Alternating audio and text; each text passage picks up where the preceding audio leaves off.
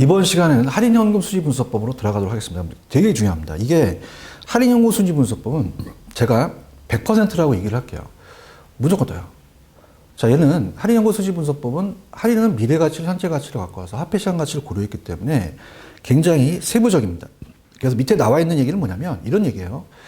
부동산 투자 현재 지출과 장래 수입을 비교해서 투자하거든요. 그러면 장래 100원과 현재 100원을 같은 의미로 금액을 가지면 안 돼요. 장래 금액, 현재 금액으로 환산할 때 화폐시장 가치에 대한 정확한 이해를 해야 되기 때문에 할인이라는 게 들어갑니다. 먼저 용어 정리부터 들어가도록 하죠. 306페이지입니다. 자, 그러면 할인연금 수지분석법. 물론 입문과정에서 간단하게 봤었죠. 근데 더 세부적으로 한번 들어가 보도록 하죠. 자, 할인연금 수지분석법입니다.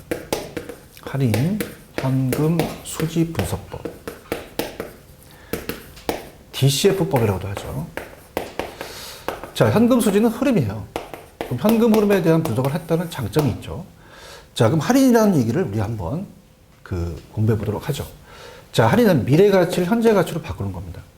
자, 그래서 지금 1억을 투자해서 1년 후에 1억 2천을 벌어간다고 봐봐요. 그럼 1억 2천만 원을 번다라고 했을 때, 자, 우리가 배운 게 있잖아요. 1억을 현재 가치로 줄여서 현가라고 배우셨습니다. 근데 1억 2천은 미래 가치가 내가죠. 화폐 시장 가치가 안 맞다는 거죠. 그래서 현가는 확실히 지출이 된 거잖아요. 근데 내가는 아직은 불확실합니다. 자, 불확실하게 되면 위험이 따르겠죠. 그래서 할인한다는 말을 하잖아요. 위험할수록 할인율을 높이겠죠. 그래서 할인은 미래 가치를 현재 가치로 바꿔서 현가로 고쳐야 됩니다. 이 두 가지가 똑같아야 돼요. 왜? 내가 낸 것도 현재 가치면 이것도 현재 가치로 할인을 하는 거죠. 그럼 이걸 1억 밑으로 할인까지 하게 되면 투자 안 하겠죠. 자, 나간 걸 유출이라고 하고요. 들어온 걸 유입이라고 합니다. 그럼 당연히 유입이 커야겠죠. 두 가지 지표로 봐요. 자, 그래서 얘는 현금, 유입의 현재 가치 합이라고 합니다. 현재 가치의 합. 자, 그러면 합이라고 한다는 것은 유입은 앞쪽에서 두 가지가 있어요. 자, 운영의 현금 수지와 처분의 현금 수지 두 가지가 있죠. 그걸 다 고려한다는 얘기죠. 어림세법은 운영만 따졌죠. 그 다음에 어림세법은 한 해의 소득이 계속 똑같다라는 가정인데 얘는 매기가 다르다는 겁니다. 그 다음에 둘 다 세후 소득으로 가요. 세후 소득으로. 그 다음에 현금 유출의 현재 가치야. 자, 현금 유출이라는 건 의미가 없죠. 그 자체가 현가인데 현금 유출의 현값이라고 그냥 우리가 하나 놓고 들어가자는 얘기죠. 그럼 당연히 현재 가치라는 게 꼭 들어가야 되고요. 그 다음에 우리가 유출보다는 유입이 많아야 된다는 거죠. 이게 크거나 같을 때 투자한다. 자, 이렇게 봅니다. 그럼 정의 들어가도록 하겠습니다. 자, 책에 펜 들어보세요. 의의갑니다. 자, 할인 현금 수지 분석법은 DCF법, 디스카운트는 할인이고요. 캐시프로는 현금 흐름이죠. 분석입니다. 그럼 장래 예상되는 현금 수익과 지출을 현재 가치로 할인한다는 게 중요해요. 현재 가치 박스. 이거 서로 비교합니다. 그래서 세 가지가 있죠. 우리가 순영가법, 내부순위법, 수익성지수법이 있습니다. 자, 그렇다면은 우리가 먼저 소득이득과 자본이득을 다 따지고 세후로 따진다는 거 꼭 기억하시고요. 자, 그럼 오른쪽 순영가서부터 들어가 보도록 하죠. 자, 우리가 입문과정에서 아웃라인을 봤기 때문에 천천히 하나씩 우리가 배워보도록 합니다. 자, 순영가법이에요. 순은 뺀다는 거죠. 순현재 가치. 순영가법. 순현재 가치법이에요. 자, 그럼 이건 유입에서 유출을 뺍니다. 자, 그래서 우리가 처분이라는 거는 요즘 계산이 안 나오기 때문에 운영만 봤을 때 현금 유입의 현가에서 현금 유출을 빼주거든요. 자, 현금 유출의 현가. 자, 근데 중요한 거는 이 유출이라는 거는 지분 투자 얘기예요. 지분 투자. 그래서 총 투자가 아니라 지분 투자 얘기다. 그죠? 자, 왜 그럽니까? 내가 투자한 금액이잖아요. 전체 금액에 대한 게 아니라 투자한 금액을 빼주겠다는 거죠. 자, 유입에서는 이제 전체에서 이제 빚을 다 빼기 때문에 내 지분 투자 대비로 가기 때문에 지분 투자로 뺀 거죠. 내가 투자한 거는 뭐 1억을 투자했다. 그럼 내 돈이니까. 자, 그러면서 자, 유입입니다. 유입으로 본다면 자, 만약에 예를 들어서 1년 후에 3억 3천만 원을 벌었대요. 자, 이걸 현재 가치로 갖고 오는 현재 가치, 일시불 현재 가치 계수가 있었잖아요. 어떻게 했었죠? 1 플러스 R의 N승이죠. 자, 1년이니까 1승이니까요. 이 할인율이 들어갑니다. 이 할인율이 요구 수익률이에요. 그 시험 문제는 할인율이라고 나오는데 이 할인율은 요구 수익률이라고 생각을 하십니다. 자, 그럼 순효과법이라는 건요. 이 순효과를 구하기 전에 사전에 할인율을 알아야 돼요. 그러면 10%다. 그럼 0.1이니까 1점 나니까 3억이 되죠. 그럼 3억에서 1억 빼니까 2억이 됩니다. 자, 이건 금액이에요. 이 금액이 플러스가 돼야지 마이너스가 나오면 안 됩니다. 그래서 얘가 0보다 크거나 같은 투자하고 자금을 기각한다는 얘기죠. 자, 이렇게 보시면 됩니다. 자, 그럼 들어볼까요? 순효과법입니다. 장래 기대되는 장래 동그라미, 기대는 세후 동그라미, 도둑 현재 가치 합계와 최초의 투자 비용을 지출액을 현값을 비교해서 자, 여기서 이 적절한 자본 비용을 할인한다는 것은 이게 할인율이 요구 수익률인 거죠. 그래서 현금 유입액의 현재 가치에서 유출액의 현재 가치를 공제해서 자, 얘가 0보다 커야 돼요. 그럼 공제한 금액을 갖고 따는 거죠. 공식이 현금 유입 현가와 현금 유출 현가에서 뺐습니다. 자, 밑에 있는 거는 참고만 하세요. 자, 이 소득이라는 것은 매기간 세후 현금 수지 현가가 운영에 대한 거고 기간 말에 세후 지분 복귀 현가가 지분의 처분을 낸 겁니다. 빼는 건 지분 투자를 뺀다. 내가 투자 금액이 있으니까. 자, 그 다음에 투자에 대한 독립적과 상호 배타적이라는 건데요. 자, 독립적이라는 것은 단일 투자. 자, 단일 투자한다는 것은 A, B, C, D 하나씩 보자는 거죠. A, B, C, D. 자, 일단 순효과가 0보다 커야 되죠. 그거 놨을 때 투자합니다. 그럼 마이너스 1억이면 기각하고요. 플러스 1억이면 선택하고 플러스 2억이면 선택하죠. 마이너스 2억이면 기각합니다. 이게 독립적이에요. 근데 상호 배타적은 투자 결정 그 중에서 서로 비교해서 순효과가 더 큰 걸 선택합니다. 그러면 당연히 2억을 선택하겠죠. 여기까지. 자, 그 다음 넘겨보시면요. 자, 특징은 뭐예요? 할인율이 제가 요구 수익률을 할인하고 요구 수익률은 주관적입니다. 투자 주체에 따라 달라져서 재투자할 때 역시 요구 수익률을 사용한다는 거죠. 가치 합산이 원칙이 된다는 건, 자, 이건 금액이기 때문에 A와 B를 합쳐서 2억의 순효과가 나왔다면 합산하면 2억이 나온다는 거죠. 항상 부를 극대화시킬 수 있습니다. 따라서 플러스라는 것은 기대 수익이 요구 수익을 충족하다고 남은 게 부의 증분으로서 금액이 남는다는 얘기죠. 그래서 순효과법이 내보다 더 우월한 것은 항상 가치 합산이 되고 부를 극대화시키고 우리가 충분히 요구 수익을 만족한다는 겁니다.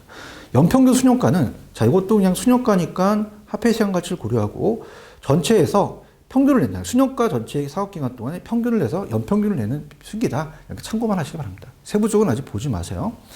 그 다음에 내부순위법이라는 게 있는데 내부순위법을 보기 전에 수익성 지수법부터 보는 게 좋습니다. 3번. 자, 2번이라고 할게요. 제가 오른쪽 3번인데. 자, 수익성 지수법. 그래서 순효과는 Net Present Value 영어로 얘기하고요. NPV가 순효과예요. 수익성 지수는 영어로 PI라고 얘기합니다. 그럼 수익성 지수라는 건 분수예요. 항상 학개론에선 지수라는 건 분수가 나옵니다. 자, 그러면 수익이라는 앞에 게 올라가거든요. 그럼 우리가 알고 싶은 건 뭡니까? 결정적으로는 유입이 중요한 거죠. 자, 그래서 우리가 현금 유입의 현가를 현금 유출로 나눕니다. 현금 유출의 현가 나누는 거죠. 자, 그럼 우리가 분모에 대한 문제니까 현금 유출의 현가에 대한 현금 유입의 현가죠.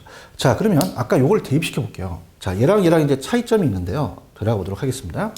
자, 얘는 1억이다. 그럼 얘는 3억이다. 할인해서 그럼 3배 벌었다는 거예요. 배수를 얘기합니다. 그러면 만약에 자, 1이라는 숫자가 나오면 1억에서 1, 그러면 똔똔이죠. 그러면 최소한 1보다 커야 된다는 거죠. 자, 그래서 봅니다. 그 다음에 얘는 중요한 거는 순효과가 동일할 때, 자, 예를 들어서 얘와 얘를 비교해 볼게요. 순효과가 만약에 A와 B가 똑같이 지금 2억이라는 게 나왔습니다. 그러면 현금 유입 현가에서 유출을 뺄 때, 자, 3억에서 1억 빼도 2억이고요.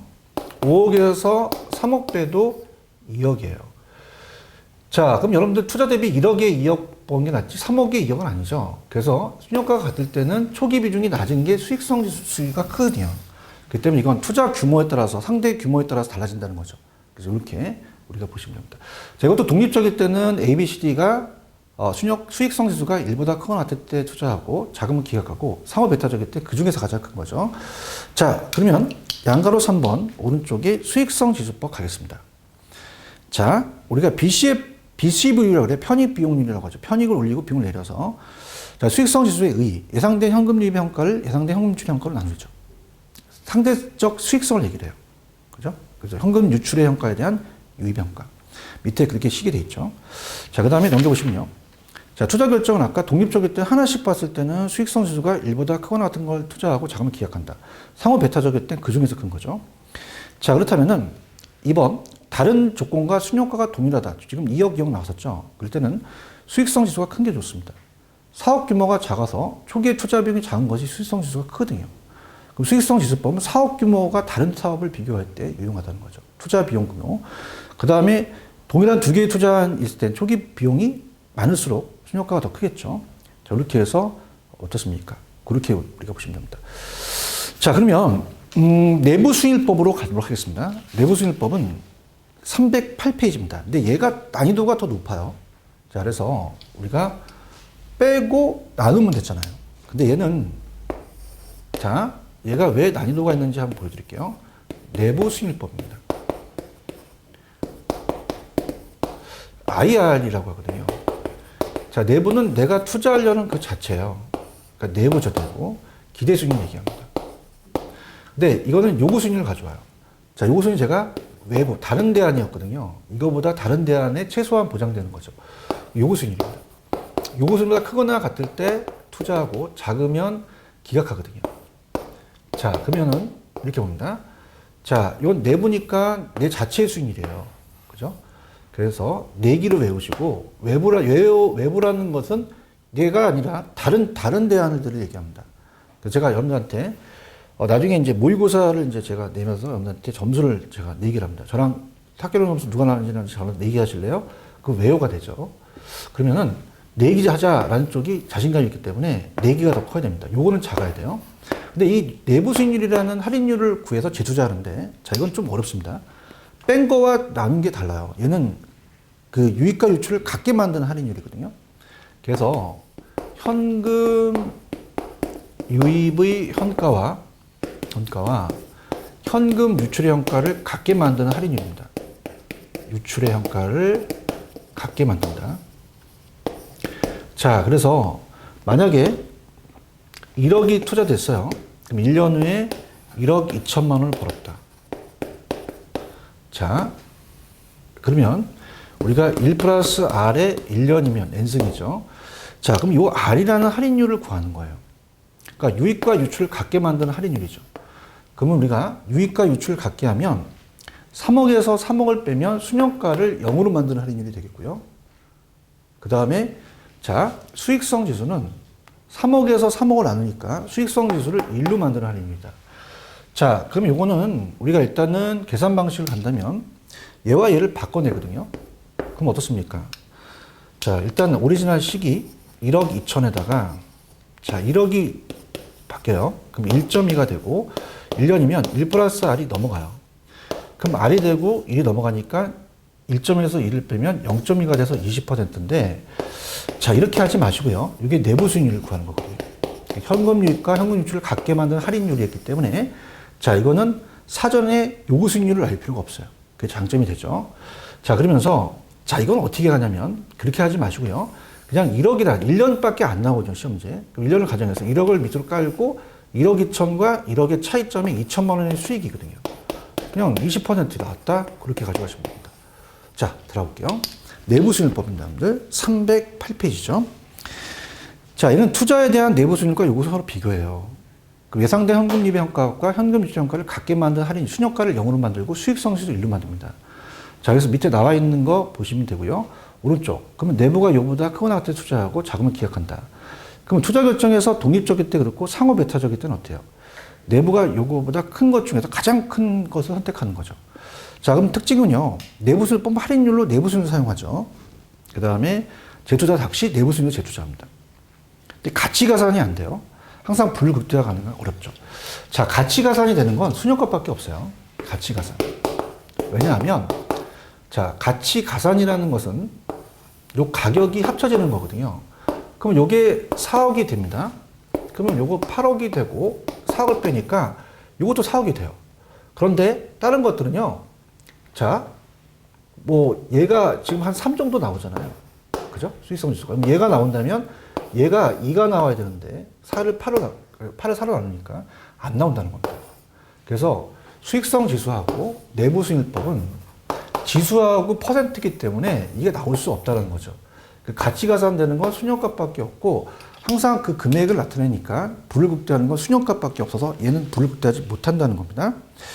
자, 그 다음에 비전통적은 여러 번 동일한 투자에도 여러 번 투자한다는 거예요. 그 복수의 내부 수익가 나올 수 있고 허수가 나올 수도 있다는 거죠. 그럼 내부가 큰 쪽을 선택하는 것이 아니라 내부 수익률 적응이 불가능하기 때문에 순효값을 다시 계산을 해야 돼요. 그래서 넘겨보시면 우리가 시험 문제 311페이지 가시면 순효가와 내부 수익률법에 비교해서는 순효가가 더 우수하다고 시험 문제 나옵니다.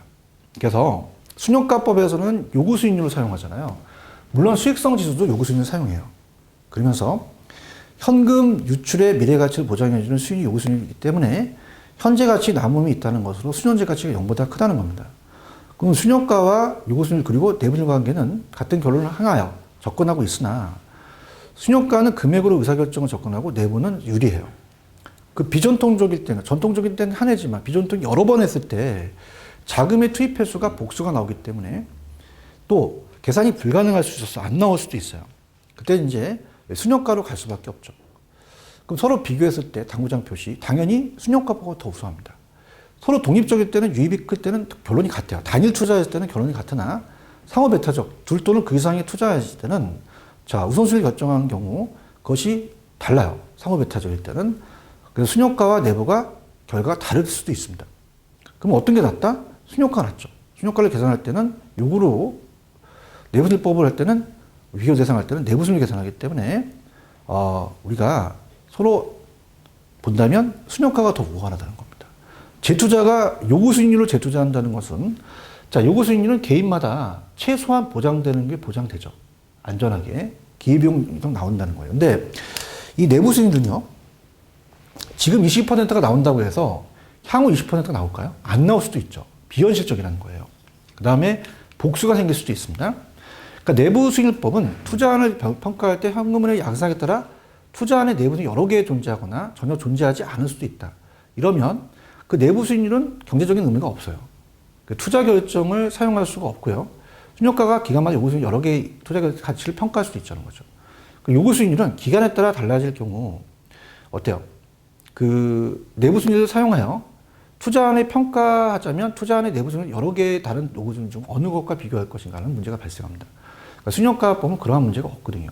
그래서 매년 그때그때 요구가 다르기 때문에 시장 상황을 고려할 수가 있다는 얘기입니다. 그래서 순효가가 항상 불을 극대화시키고 가치 가산이 된다는 거죠. 자, 그럼 밑에 우리가 박스가 있습니다. 순효가법이 내부보다 더 우월한 이유 들어가겠습니다. 자, 순효가법은 요구 수익률로 주관적이죠. 그다음에 내부 수익률법은 내부로 가고요.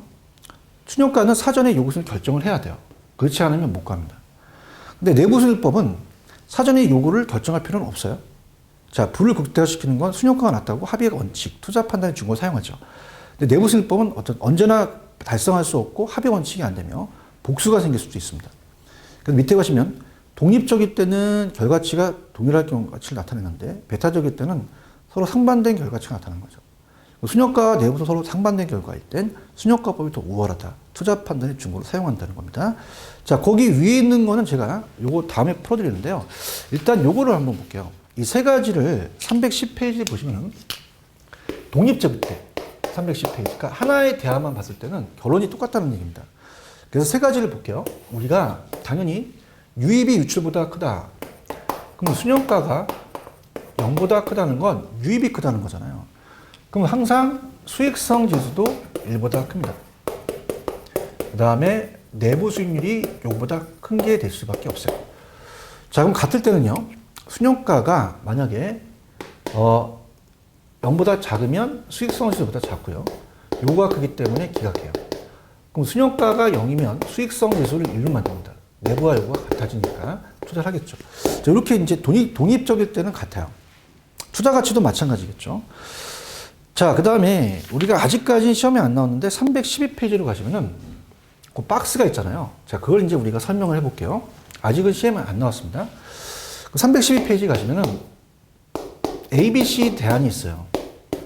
자, 거기서 필요자금이 박스에 보시면 10억 내에 들어가야 됩니다. 10억을 넘으면 안 돼요. 그럼 우리가 투자의 우선순위를 본다면 순효가법은 순효가가 큰 순서로 본다면 어떻게 돼요? C가 제일 크잖아요. 1억 4천이니까. 그 다음에 A 1억. 그 다음에 D, B로 갑니다. CA, DB. 그래서 CA, DB로 갔는데 자, 내부 수익률법은 달라요. 퍼센트로 본다면 자, 수익률이 B가 제일 세죠. 그래서 B, A, D, C입니다. 여러 가지일 때는 서로 다를 수 있어요. 근데 어떤 게 더 우수하냐? 10억 내에 투자하잖아요. 그러면 자 보세요. C하고 B하고 D를 A를 본다면 C하고 A를 합치면 10억이 넘기 때문에 이건 투자 못 한다는 겁니다. 그 다음에 BA를 봤을 때는 BA는 가능하죠. 1억 7천이니까. 그럼 얘는 최대한 그 순효가가 1억 7천으로 나와요. 금액으로 본다면. 근데 얘는 CA가 되지가 못해요. 그러면 얘는 A하고 D는 됩니다. 그럼 A는 어떻게 돼요? 5억이고 D는 4억 5천이니까 10억이 안 되는 거죠. 그럼 1억 9천까지 나올 수 있다는 거죠. 그럼 어떻습니까? 자, 우리가 여러 투자 대안을 결합시킬 때 투자 평가를 할 때 순효가법을 이용하여 개별 투자안에 대해 독립적으로 분석하여도 문제가 없으나 내부를 이용할 때는 독립적으로 분석해서는 투자에 결정 못합니다. 왜냐하면 내부가 크다고 해서 항상 불을극대화시키는 건 아니거든요. 그래서 이렇게 우리가 보시면 되고요. 그 다음에 오른쪽에 이제 회계적 이윤율법이 있어요. 자, 회계적 이윤율법은 화폐 시장 가치를 고려하지 않습니다. 그래서 고려하지 않는 거에서 자, 이건 이제 수익률법하고 비슷한 거예요. 그래서 우리가 회계적 수익률법, 회계적 수익률 이익률이라고 하죠. 그래서 회계적 이익률법이라고 합니다. 자, 이건 수익이 많이 나와줘요. 장부상이거든요. 그래서 얘는 감가상각 및 세금 차감 후의 연평균 기대수익 투자식의 당해 투자안의 연평균 투자를 가한다. 그래서 그냥 간단하게 보시면 되고요. 자, 이거는 의사결정에서 단일 투자했을 때는 어떻게 돼요? 회계적인 내 수익률이 목표했던 것보다 많이 나와야 되죠. 그래서 상호배타적은 그 중에서 많이 건 선택하고요. 자, 회계니까 간단해요. 그래서 이해하기가 쉽다. 자료 구입이 용이하죠. 그 다음에 현금으로 아닌 회계적 이익의 시초를 놓고 단점은 화폐시장 가치를 고려하지 않은 게 가장 큰 단점이죠. 그 다음에 목표 이익률 결정이 자의적이다. 목표를 정하는 게 내 주관적이고요. 감가상각법에 따라 이익률을 달라지게 되는 거죠. 이제 회계상이니까. 자, 회수기간은 자, 우리가 앞에 단순이라는 게 들어가야 돼요. 단순 회수기간법입니다. 화폐시장 가치를 고려하지 않았다는 겁니다. 자, 그러면은 자, 평가회수기간과 단순회수기간이 있는데 자, 단순회수기간이 계산 문제가 나왔었는데 자, 예를 들어서 내가 500원을 투자했어요. 그럼 1년, 2년, 3년으로 본다면 만약에 100원, 자, 300원을 우리가 회수했습니다. 그럼 단순회수기간은 자, 매년 그 안에 있는 것이 그 균등하다고 봐요. 그러니까 예를 들어서 12개월이 만약에 120만 원이면 자, 어떻습니까? 한 달에 10만 원씩 6개월이면 딱 60만 원이잖아요. 자, 그러면은 자, 요걸 딱 떨어지니까 3년이 걸립니다. 그럼 내가 목표했던 게 5년이면 자, 당연히 얘는 투자하죠. ADN이라면. 근데 현가회수기간은 화폐시장 가치를 고려하거든요. 현가회수기간법. 그럼 현가회수기간법은 화폐시장 가치를 고려하는데 어떻게 하냐면 할인을 해요. 그래서 갈수록 할인율이 커지겠죠.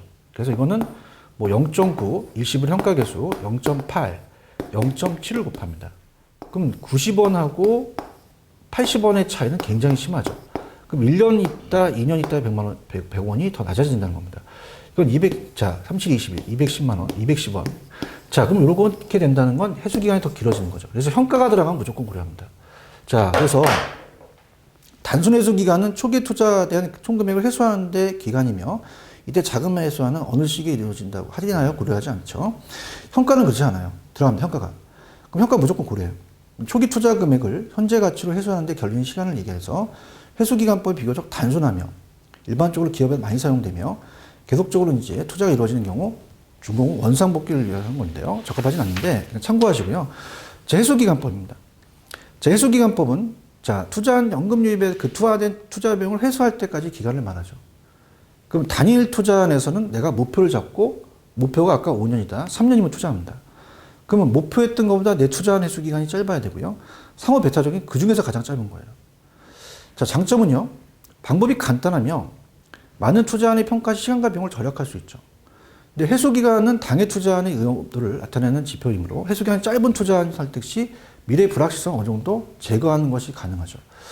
자, 기업의 유동성 확보에 유리하기 때문에 회수 기간이 짧은 게 투자 자금을 회수를 빨리 하겠죠. 자, 그 다음에 단점은요. 회수 기간 이후에 뭐 내가 500원을 더 회수할 수 있어요. 그러면 그 이후에 대한 현금물은 무시했다는 거죠. 당연하죠. 그 다음 제일 중요한 게 화폐 시장 가치를 고려하지 않았다는 거. 그 다음에 목표를 잡았던 게 자의적이라는 거. 밑에 회수기간법은 제가 요약을 했으니까 꼭 한번 보시기 바랍니다. 자, 그렇게 해서 우리가 이제 여기까지가 이제 어느 정도 틀이 돼요. 자, 그렇다면은, 오른쪽에 315페이지 밑에 투자 결정 조건이라는 게 있죠. 자, 부채 감당률은 아직 안 했기 때문에 빼고 가겠습니다. 자, 기대 수익률. 저랑 얘기하실래요? 왜요? 그럼 요거는 작아야 되죠. 그럼 기대 수익률이 요거보다 커거나 같을 때 투자하고요. 내부 수익률도 요거보다 크거나 같을 때, 순효과는 0보다 클 때, 수익성은 1보다 크거나 같을 때, 편입 비용률이 수익성 지수와 똑같은 얘기예요. 1로 비교하고요.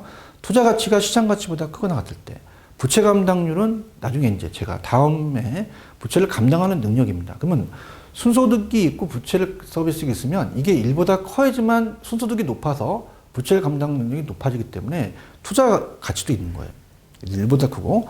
자, 투자안의 해수 기간은 내가 목표보다 짧아야 되니까 목표가 더 커야 되고요. 자, 회계적 이익률법은 목표한 것보다 내가 커야 되잖아요. 그래서 목표보다 커야 된다. 이렇게 보고요. 그러면 이제 비율 분석법을 이제 다음에 시간에 이제 연결시킬 건데 다음 시간에 대부 비율과 DTI가 금융에 나옵니다. 그래서 이거는 제가 금융하고 같이 연결해서 갈 거예요. 그래서 비율 분석법을 우리가 이제 계산 문제로 그 금융 파트랑 같이 연결해서 해 드리는 방향으로 가겠고요. 자, 지금은 제가 마지막으로 요걸 제가 조금 나한테 보여드릴게요. 어떤 거냐면 화폐의 시장 가치를 고려하는 거와 고려하지 않는다라는 건데 304페이지로 가죠. 자, 그럼 우리가 암기 기법을 한번 가르쳐 드려 볼게요. 자, 지금 304페이지로 가시면 당구장 표시에 뭐라고 되어 있냐면 화폐의 시장 가치를 고려하는 방법이라는 게 있죠. 그럼 우리가 할인 기법이라고 하거든요. 할인 기법. 그러면 할인 기법. 화폐의 시간 가치를 고려하는 거는 세 가지가 있어요. 자, 비할인 기법은 좀 전에 배웠던 우리가 어림셈법과 수익률법 또 비율 분석법 같은 거거든요. 그럼 고려하지 않는 것까지 다 외울 필요는 없다는 거죠. 자, 이거는 할인 연금 수익 분석법을 생각하시면 돼요. 그래서 할인이라는 단어가 나오면 당연히 고려하겠죠. 할인 현금 수지 분석법. 근데 이렇게 나오진 않습니다.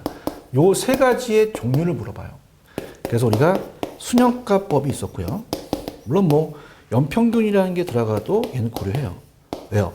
자, 무조건 현가라는 게 들어가면 고려합니다. 현가. 그래서 현가해소기간법이 있었잖아요. 현가해소기간법. 근데 중요한 게, 자, 좀 전에 내부수익법이라는 것은 현가가 없어요. 내부수익법. 그럼 내부수익법은 현가가 없지만 고려한다는 걸 가지고 있어야 되고요. 또 하나, 수익성지수법. 이것도 현가가 없으나 가져가야 됩니다. 자, 그러면 두 가지를 암기하세요. 현가가 들어간다는 건 글씨에 보이기 때문에 우리가 순효가법을 그저 암기할 필요는 없죠. 그렇다면, 자, 어떻습니까? 요 내부하고 지수만 암기하시면 되죠. 그럼 내부 지수, 내부와 지수가 들어가는 게 고려한다. 그렇게 가시면 됩니다. 그래서 화폐 시장 가치를 고려하느냐 안 하냐가 시험 출제 빈도가 높거든요. 그래서 그렇게 여러분들이 우리가 꼭 정리하시면 돼요.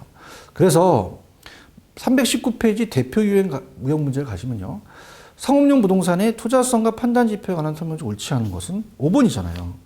현가라는 게 들어갔기 때문에 화폐 시장 가치를 고려하죠. 그렇지만 4번에 가시면은 자본 환원율은 아무것도 안 들어갔잖아요. 그래서 화폐 시장 가치를 고려하지 않는다. 현가 내부 지수가 들어간다. 그렇게 제가 팁을 드릴게요. 자, 그러면 다음 시간에는요. 우리가 이제 비율 분석, 투자론의 마지막이죠. 투자론을 여러분들 시간을 좀 많이 공부를 하셔야 득점이 나와요. 좀 어렵지만은 제 시간을 좀 많이 자고했습니다. 그래서 316페이지의 비율 분석법을 다음 시간에 이제 하도록 하겠습니다. 다음 시간은 특히 좋은 게 DTI하고 LTV가 금융 파트와 연결이 돼요. 그래서 이 다음 시간에 요거와 금융 파트를 연결해서 같이 보도록 하겠습니다. 일단 투자로는 다음 주까지, 다음에 보는 것까지 끝내는 걸로 할게요. 그럼 다음에 이제 비율 분석법 때 만나보도록 하죠. 좀만 쉬었다 가겠습니다.